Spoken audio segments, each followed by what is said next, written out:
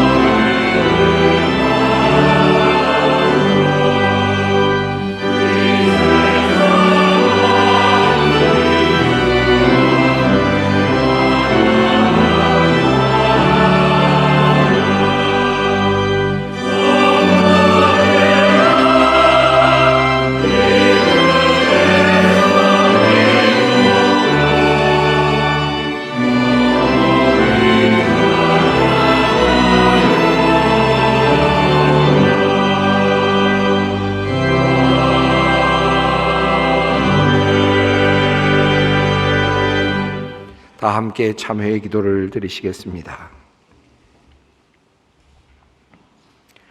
사랑과 자비가 풍성하신 하나님, 오늘도 주님의 은혜를 사모하며 주님 앞으로 나왔습니다. 우리의 무거운 짐 모두 주님께 내려놓기 원하며 주님께서 내려주시는 참된 위로와 평안 얻기를 원합니다. 사랑의 주님, 오늘도 부족한 우리를 맞아주시며 우리의 무거운 짐과 마음을 받아 주시옵소서. 하나님, 늘 하나님의 말씀을 따라 바르게 살기 원했지만 말씀과 너무 멀리 있었습니다. 말씀을 읽고 가까이 두려고 노력도 했지만 형식과 모양만 있었을 뿐입니다. 진실로 말씀 앞에 서지 못한 우리를 용서하여 주시옵소서. 사랑하라는 주님의 말씀 들은 지 오래되었지만 우리는 그 말씀 따라 살지 못했습니다. 용서하라시는 주님, 그러나 우리는 용서하지 않았습니다. 도리어 우리는 늘 이것만큼은 용서할 수 없다는 논리로 세상에 또 다른 분노를 만들어내곤 하였습니다. 하나님, 방탕한 우리를 용서하여 주시옵소서. 하나님을 떠나 무감각한 상태로 살아가는 우리를 불쌍히 여겨 주시옵소서. 하나님을 찾고자 하는 의지마저도 사라져버린 방황하는 사람들, 주님께서 긍휼히 여겨 주시옵소서. 부활의 신앙을 가졌다 하면서도 조금만 아파도 벌벌 떨었고 조금만 어려움이 닥쳐도 어쩔 줄 몰라 하였습니다. 절망과 좌절이 주님 앞에서 죄임을 다시 깨닫습니다. 주님, 연약한 우리를 불쌍히 여겨 주시옵소서. 말씀에 능력이 없는 우리를 긍휼히 여겨 주시옵소서. 지금은 하나님과 나만이 아는 죄를 생각하며 묵묵히 참회의 기도를 드립니다. 그런즉 누구든지 그리스도 안에 있으면 새로운 피조물이라. 이전 것은 지나갔으니 보라, 새 것이 되었도다. 그러므로 이제 그리스도 예수 안에 있는 자에게 결코 정죄함이 없느니라. 아멘.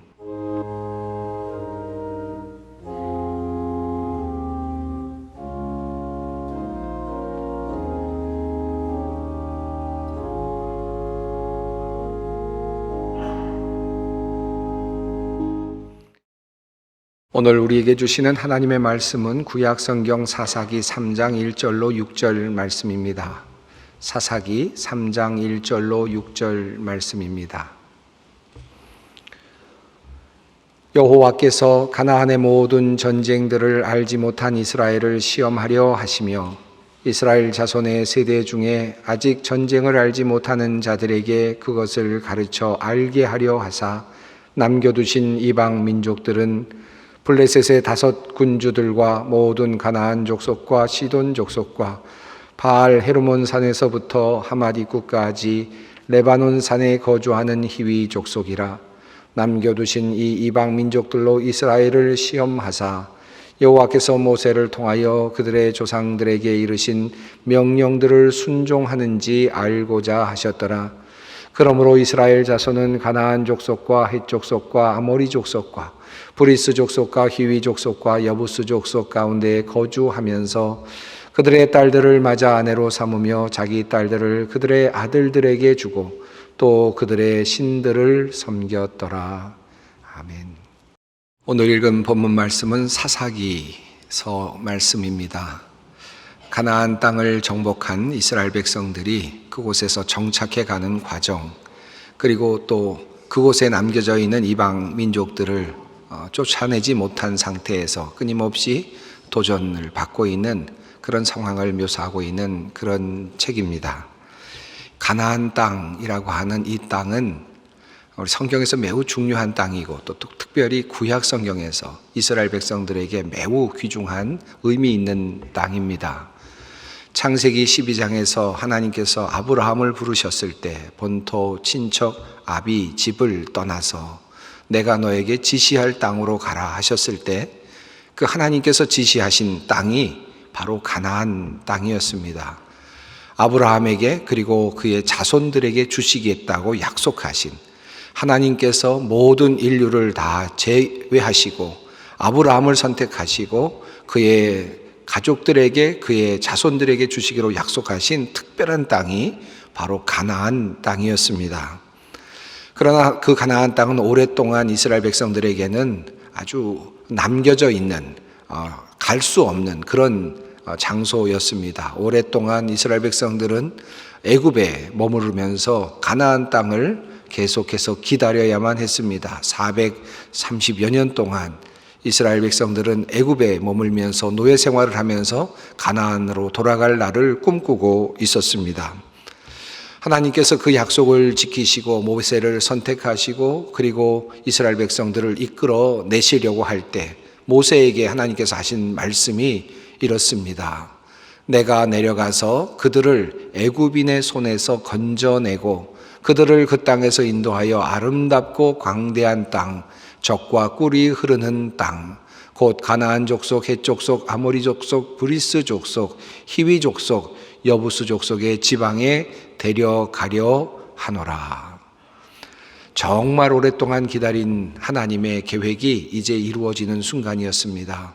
하나님께서는 오래전에 아브라함에게 약속하신 그 땅, 그 가나안 땅을 이제 이스라엘 백성들에게 주시겠다고 그렇게 약속하신 그 땅, 그 땅에 이스라엘 백성들을 인도하시겠다고 말씀을 하셨습니다. 젖과 꿀이 흐르는 땅, 얼마나 좋으면 하나님께서 그렇게 말씀하셨을까요? 얼마나 좋으면 애굽 땅보다 좋을까요? 이집트, 그곳은 문명이 발생했고 또 문명이 찬란하게 그렇게 번영하고 있었던 그런 땅이었습니다.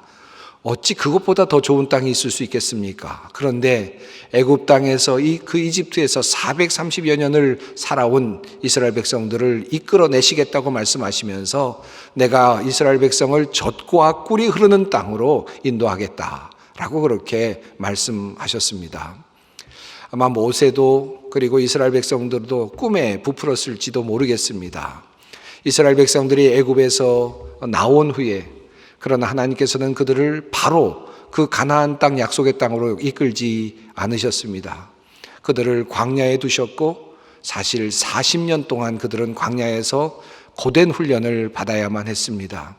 약속의 땅에 들어갈 수 있었던 사람은 그 애굽 땅을 나온 사람들 중에서 단 2사람밖에는 없었습니다. 모두 다 광야에서 죽어야만 하였습니다. 모두 다 그 약속의 땅에 들어갈 자격을 잃어버린 실격된 사람들이 되고 말았습니다. 광야에서 40년 동안의 긴 시간을 거친 후에 하나님께서는 이스라엘 백성들을 그곳에서 훈련시키시면서 이제 마지막으로 이제 이스라엘 백성들을 가나안 땅으로 이끌어 가시게 됩니다.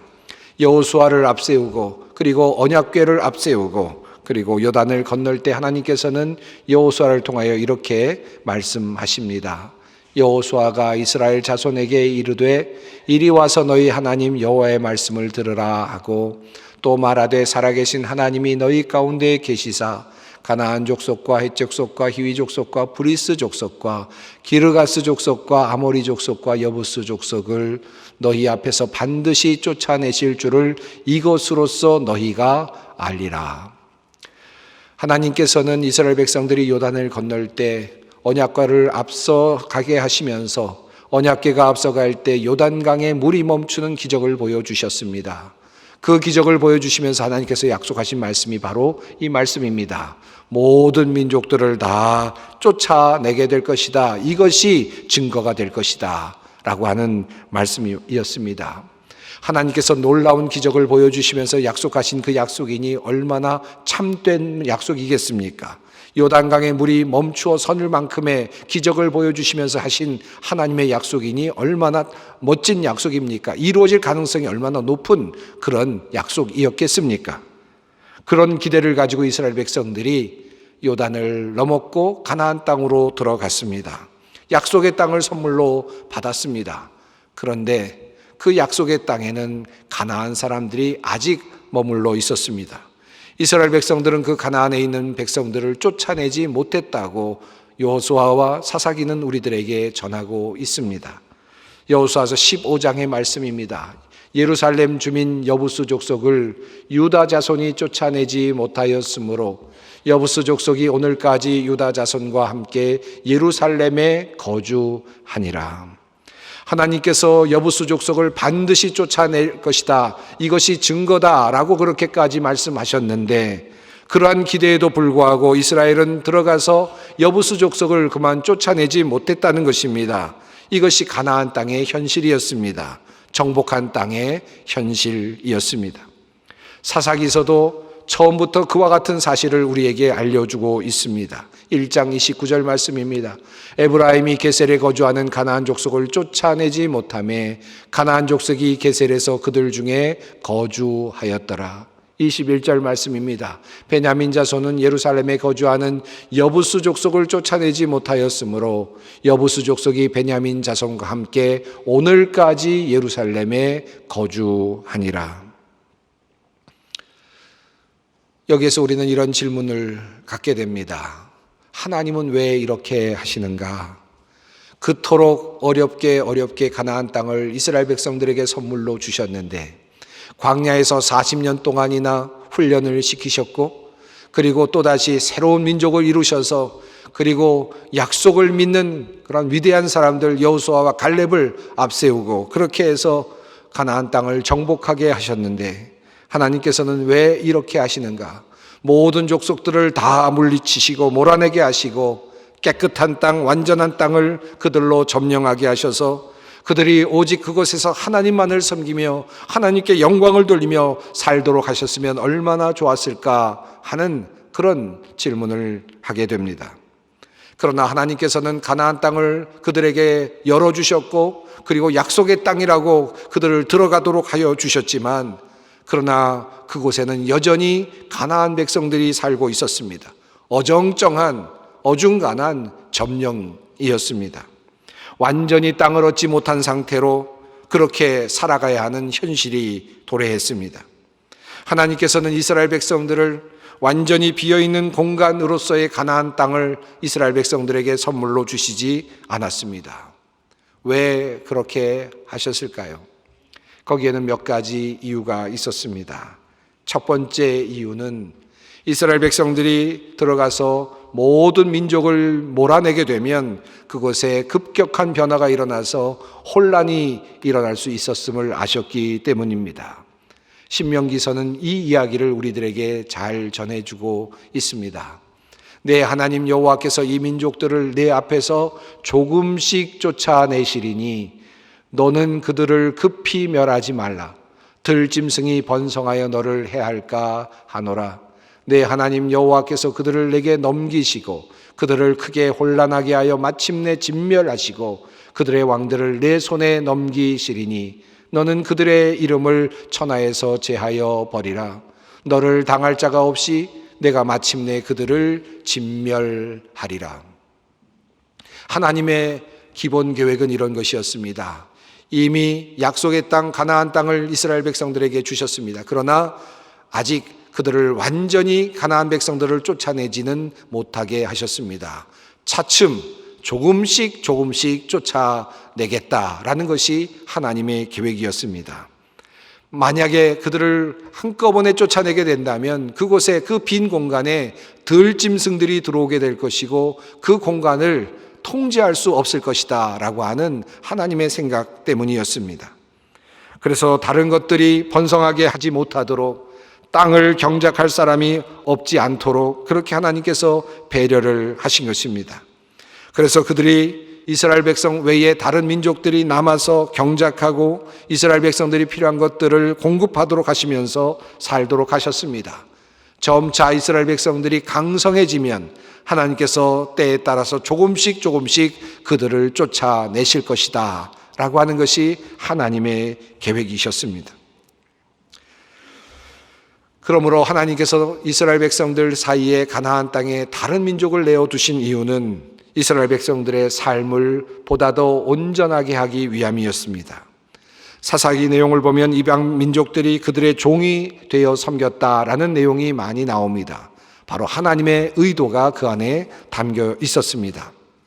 그런데 하나님께서는 이렇게 가나안 땅을 이스라엘 백성들에게 선물로 주시면서 가나안 백성들을 완전히 나가도록 하지 않으시면서 이스라엘 백성들을 그렇게 배려하셨는데 그러면서 한 가지 약속, 한 가지 명령을 이스라엘에게 내리셨습니다. 이스라엘 백성들이 이방 사람들과 함께 살지만 결국 그들도 쫓아내실 터인데 그러려면 한 가지 조건이 있다라는 것입니다. 이 말씀은 여호수아가 죽기 전에 유언처럼 전하는 그 말씀 가운데 잘 드러나고 있습니다. 그러므로 스스로 조심하여 너희 하나님 여호와를 사랑하라. 너희가 만일 돌아서서 너희 중에 남아있는 이 민족들을 가까이 하여 더불어 혼인하며 서로 왕래하면 확실히 알라. 너희 하나님 여호와께서 이 민족들을 너희 목전에서 다시는 쫓아내지 아니하시리니 그들이 너희에게 올무가 되며 덫이 되며 너희의 옆구리에 채찍이 되며 너희 눈에 가시가 되어서 너희가 마침내 너희 하나님 여호와께서 너희에게 주신 이 아름다운 땅에서 멸하리라. 하나님께서 이스라엘 백성들이 가나안 땅에 들어가도록 하시면서 그럼에도 불구하고 가나안 백성들과 함께 거하도록 하시면서 명령하신 그 명령은 바로 이것이었습니다. 너희를 돕기 위해서 어쩔 수 없이 가나안 백성들이 함께 있을 것이다. 그러나 너희는 그들과 통혼해서는 안 된다. 그들과 왕래해서는 안 된다. 그들의 신을 섬겨서는 안 된다. 그것만큼을 분명하게 지켜라. 이것이 하나님의 명령이었습니다.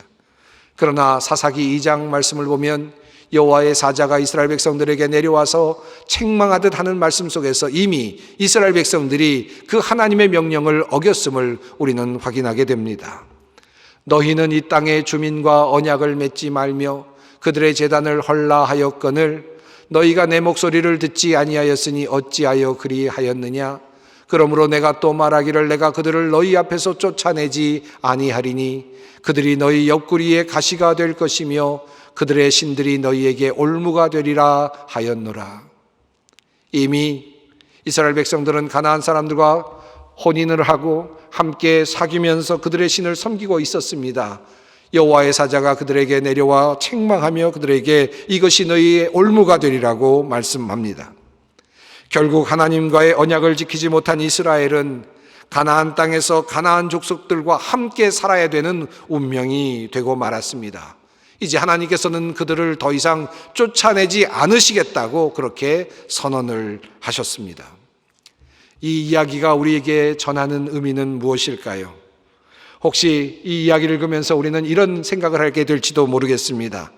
하나님께서 그렇게 좋은 곳이라고 말씀하시면서 데려온 바로 그 가나안 땅, 이스라엘 백성들에게 주신 그 가나안 땅, 너무나도 귀한 약속의 땅, 그런데 하나님께서는 그 약속의 땅을 이스라엘 백성들에게 온전하게 넘겨주시지 못했구나. 하나님은 그런 분이시다. 어찌 하나님께서 이스라엘 백성들에게 그렇게 그것을 주실 수 있는 능력이 있었을까? 하나님은 결국 그럴 수밖에 없는 정도의 분이다. 그런 생각을 하게 될지도 모르겠습니다.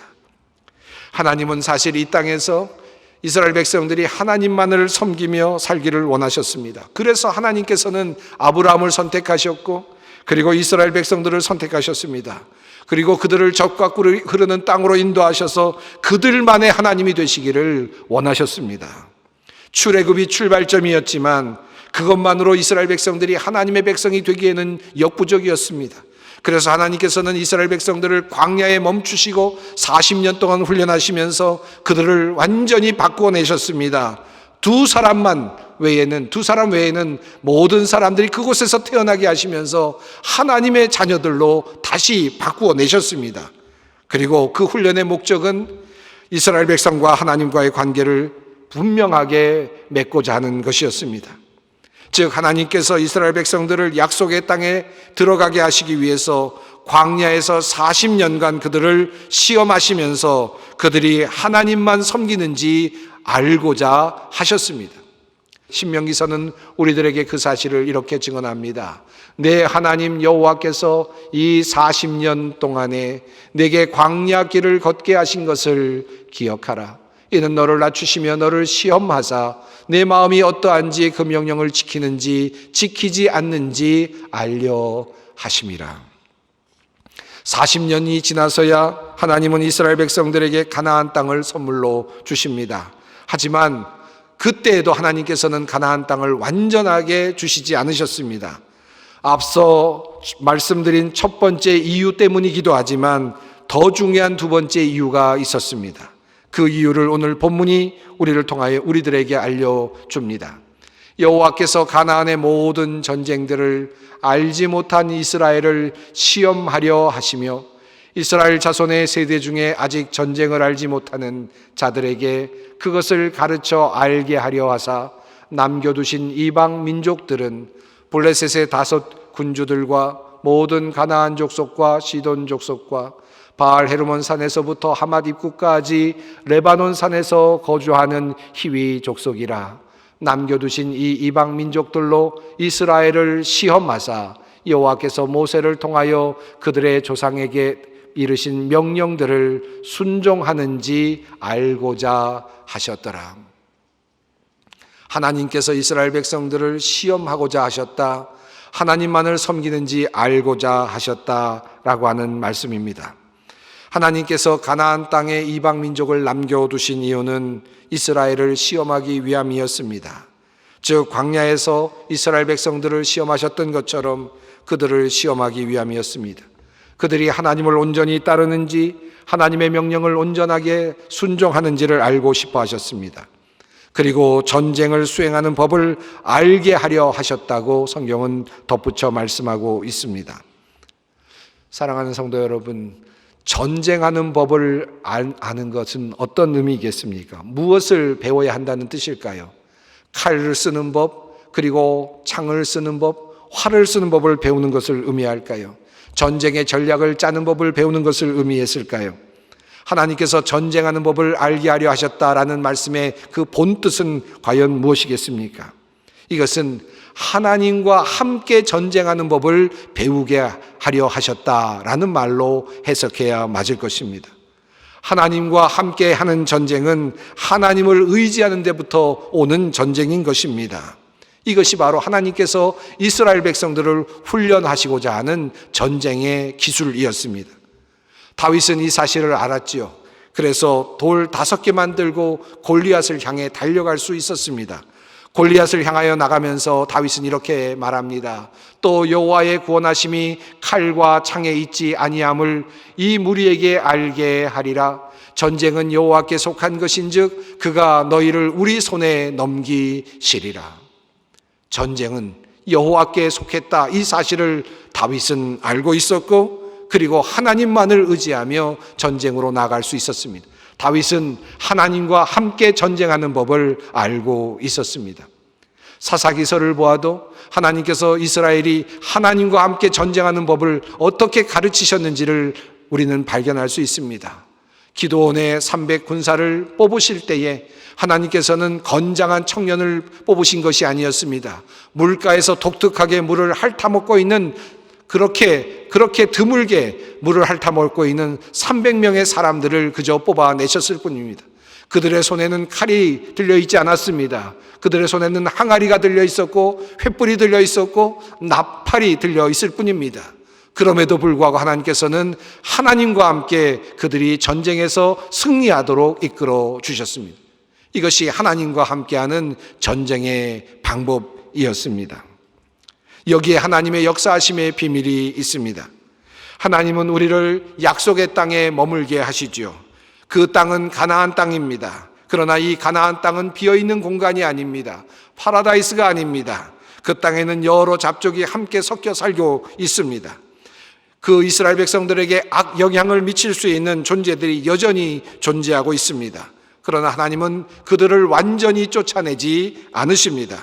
그리고 그들로 하여금 전쟁하는 법을 배우도록 하십니다. 그들을 훈련시키시고 그들을 시험하십니다. 하나님은 이방 민족을 인간의 힘으로, 이스라엘의 힘으로 완전히 쫓아내기를 원치 않으셨습니다. 아니, 그들은 그렇게 쫓아낼 수조차도 없었습니다. 그 쫓아냄은 하나님께서 하실 일이었습니다. 그 대신 한 가지 이스라엘 백성들이 해야 할 것이 있었습니다. 그들을 쫓아내기를 원한다면 하나 해야 할 일이 이스라엘 백성들에게는 있었습니다. 그것은 바로 하나님을 따르고 오직 하나님의 말씀에 순종하며 따라 사는 것입니다. 하나님이 나의 하나님이 되고 나이가 하나님의 자녀가 되는 그런 자리로 나아가는 것입니다. 이것이 바로 가나안 땅에 있는 많은 중다한 잡족들을 쫓아내는 키입니다. 열쇠인 것입니다.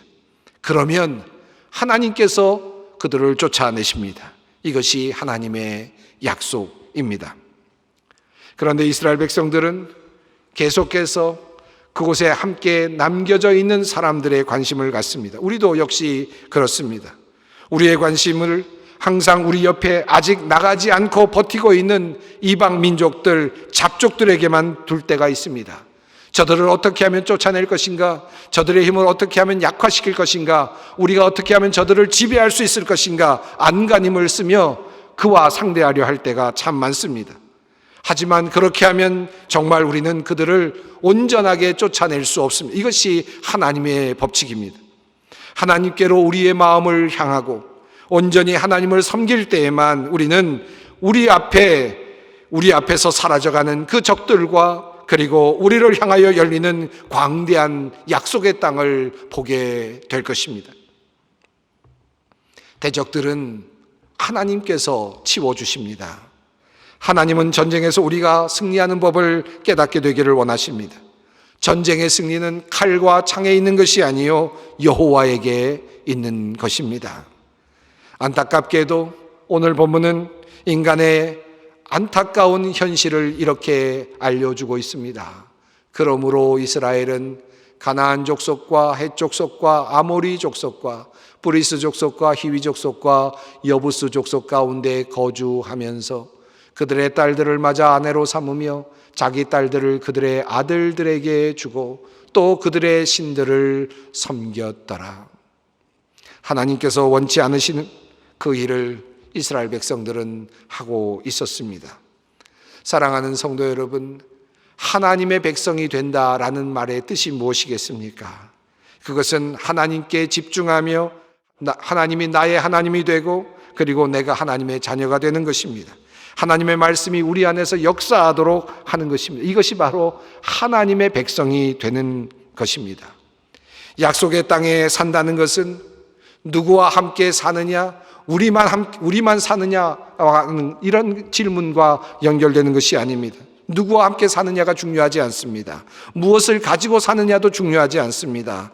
약속의 땅에 산다는 것은 하나님의 명령에 귀를 기울이고 살아가느냐 하는 그 문제와 관련되어 있습니다.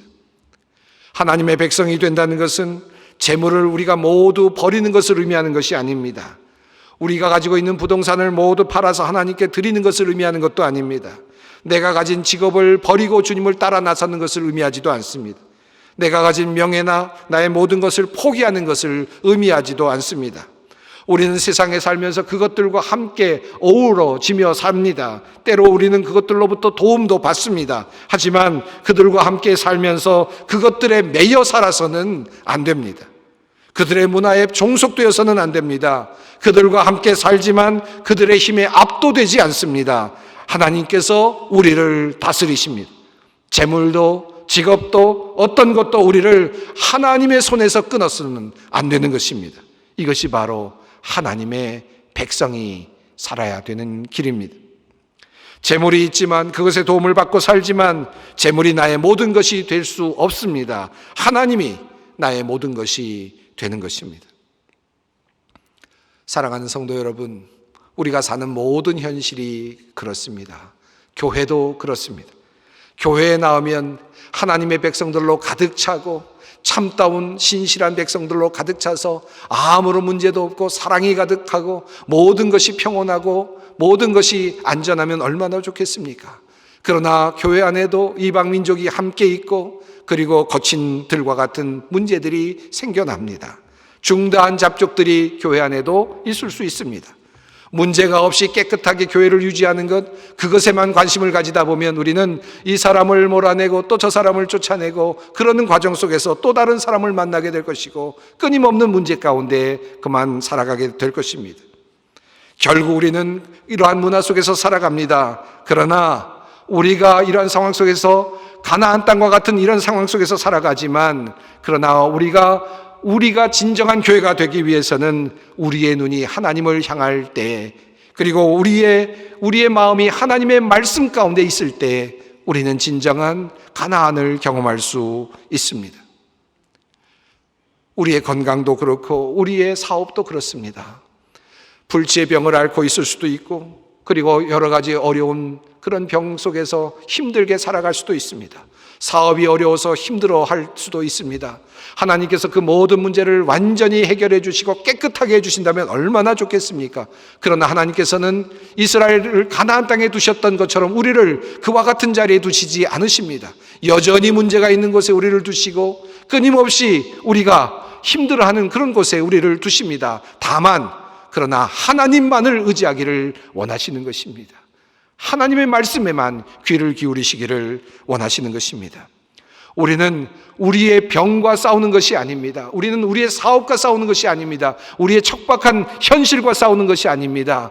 우리는 하나님만을 바라보는 것입니다. 그리고 하나님께서 우리와 함께 싸워 주시는 것입니다.